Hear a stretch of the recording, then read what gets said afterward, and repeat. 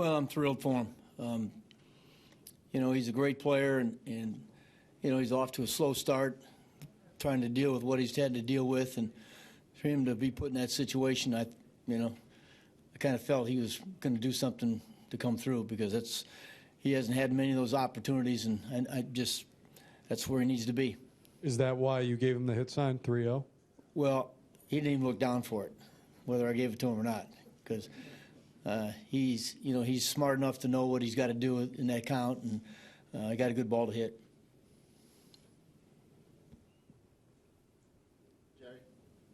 Could you sense just how happy the guys were for him as well by that celebration? Yeah, no question about it. When we got the guys over, we knew they'd walk Grandy. It's just a baseball play, and you could hear the guys on the bench, kind of. This is the guy we want up there right now. So everybody's excited for him. Out of curiosity, did you give him the hit sign, or is he totally on his own there?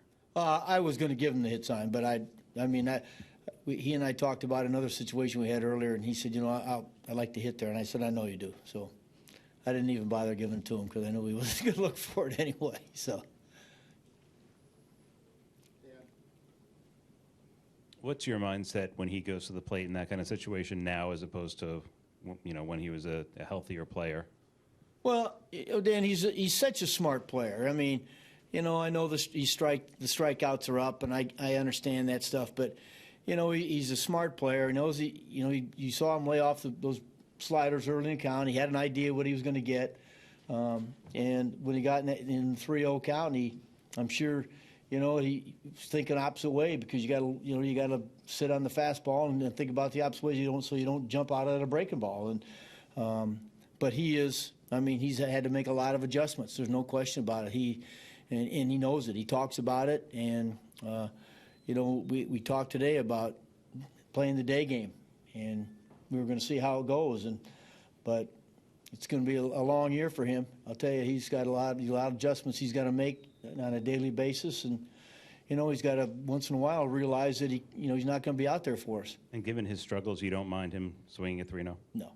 Again, you think about a good player, Dan. That's a good count. You're going to get a strike. If you're willing to lay off the close pitch, you're going to get something good to hit, and there's nothing wrong with that. Terry, obviously it paid off. What factored into your decision to have Reynolds sacrifice with 2 strikes? I couldn't see. I had to stay away from the double play ball. I had to make sure Grandy got up with some guys on if he didn't.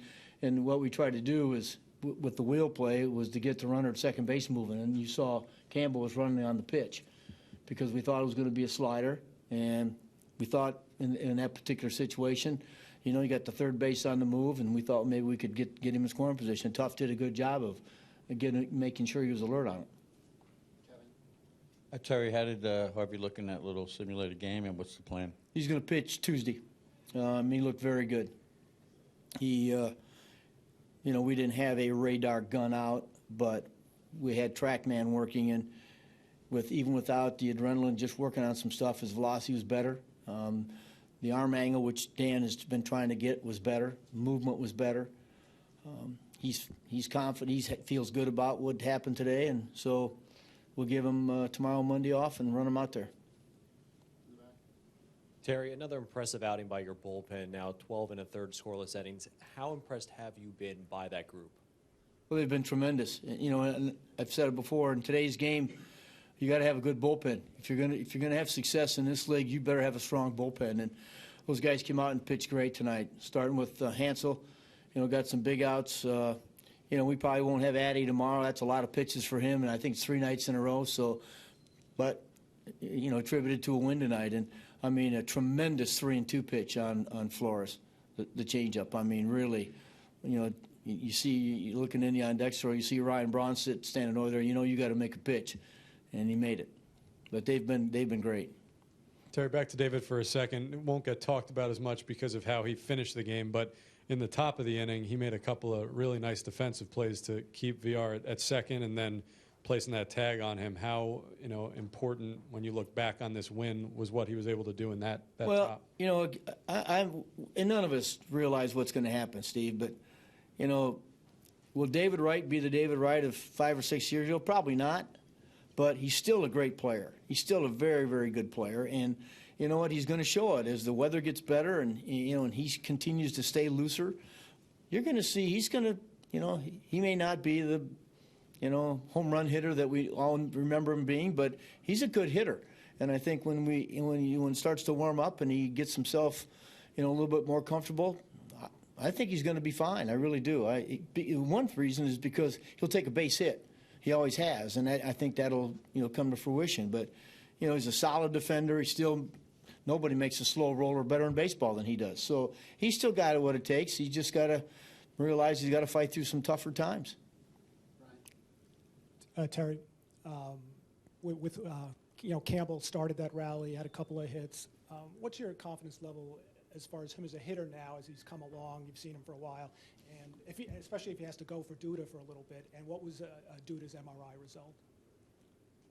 Well, first of all, starting with Eric, again, it's like all those young kids. They're used to playing every day, and when you become a backup player, it's very difficult to know what you've got to do to get yourself ready. And you can talk, and people can talk to you about what you need to do. You've got to learn how to do it yourself. You've got to come up with your own plan. And when Eric plays a little bit more, he shows you what he can do. He's a nice extra player on your team because he can play around, plays a lot of positions.